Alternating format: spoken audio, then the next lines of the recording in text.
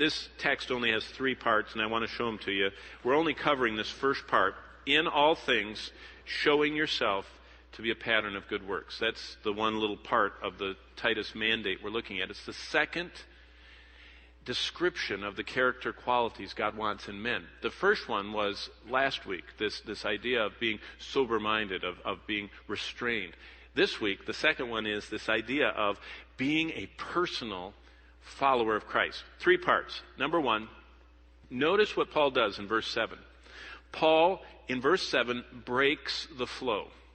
I don't know if you've been tracking the flow, but basically he steps away from a list of curriculum topics. Verse 2, the whole verse is addressed to older men. So Paul is writing this letter through Titus, but it's all to the older men. Then we get to verse 3 and the first part of verse 4, and Paul starts talking to older women. And Titus is supposed to tell the older women this is what they're supposed to do. Then at the end of verse 4 and all of verse 5, Paul talks to the younger women. Then in verse 6, Paul talks to the younger men. But now, abruptly, he pauses. And look what he does. He says, in all things showing yourself. Titus must have looked up from the letter. He could feel that. Paul was talking about older men, older women, younger men. And all of a sudden he says, hey, Titus, look up. You don't just teach this. Don't just train this. Don't just talk this. Don't just discuss this. Don't just require this. You show yourself. You see, Titus was a young man. Paul was an aged man. Titus was a young man. And Paul says, you're associating with me and you're training the whole church, but you know what? You're a young man too. You need to be involved in this. So he puts the focus and makes a very personal appeal. 3 parts. Number 1, he says, in all things. I call this total consecration. Every part of our life should be consecrated. All things. You should be seeking, I should be seeking total consecration, that there's no part of our life that is outside of the Lordship of Christ. That we kind of hold it back like this. We say, you can have everything but this. That's mine. And that's what Paul is saying to Titus. Titus was not allowed to give himself into Satan's lie called compartmentalization, where he could have a public life, a private life, a business life, and a personal life, each with a varying degree of Christ's lordship. No, Jesus wanted all of Titus's life, and Jesus wants all of our life. Don't say, well, that's how I act when I'm on the court. That's how I act when I'm on a business trip. Well, that's how I act when I'm at work or at school or away on vacation. No. Jesus wants total consecration. Jesus wants all of us. He wants to shine into every part of our lives. There is no locking him out of any area that we say has nothing to do with him. Christ has everything to do with all of our lives. That's the first element of this personal following. When I follow him, all of me is supposed to follow him. I can't leave part of me behind, say, well, that part of me isn't going to follow. We follow him in total consecration. Secondly, not only in all things, but it says showing yourself. Showing. Demonstrating. Living out.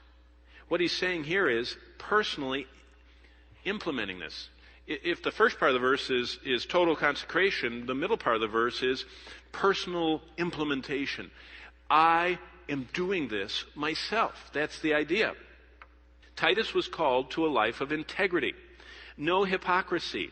He couldn't teach one thing and live another. Rather, he was to hold out to the world. This word showing is kind of like when you have to show your badge, at work, or when you have to, show your license when you use a credit card, or when you're flying, you have to show your passport or license. What you do is you present something to those who are looking. And so what it says is we are to be going through life presenting our lives to those who look on and showing them exactly what it is that we are, that there's integrity. We are to hold out to all who will look a life lived in integrity. But then the ending of this phrase, in all things, total consecration, showing yourself, personal implementation, the next part is the hardest, to be a pattern of good works. Now this good works is frequently in the book of Titus. Look in Titus, if you are a person who marks words, look at Titus 1 and verse 16. They profess to know God, but in works they're disobedient and they're disqualified for every good work. So there's the first time good work shows up in Titus 1:16 at the end. Now right here in verse 7 is the second time good work shows up. It says that we're to be a pattern of good works. Look at the end of verse 14. It says he's purified his own special people, zealous for good works. A description of born-again people is we're zealous for good works. We're zealous. That idea is boiling over. We're just overflowing with good works onto our neighbors and our family and those we love and those we work with and fellow students. Look at chapter 3 of Titus, verse 1. Remind them to be subject to rulers and authorities, to obey and be ready for every good work. So there's good works is all the way through Titus. Keep going down to verse 8. It says in the middle that those who have believed in God should be careful to maintain good works. If you're a born-again believer, we're supposed to be maintaining good works. We don't just have them in the past and say, oh, I remember back when I used to do that. We're to be maintaining good works. It's not just when you're a Boy Scout. It's after you become an Eagle Scout and graduate. You just keep on spiritually doing good works. And keep going down to verse 14. And let your people also, 3:14, learn to maintain good works. So good works are vital. We're to be a pattern.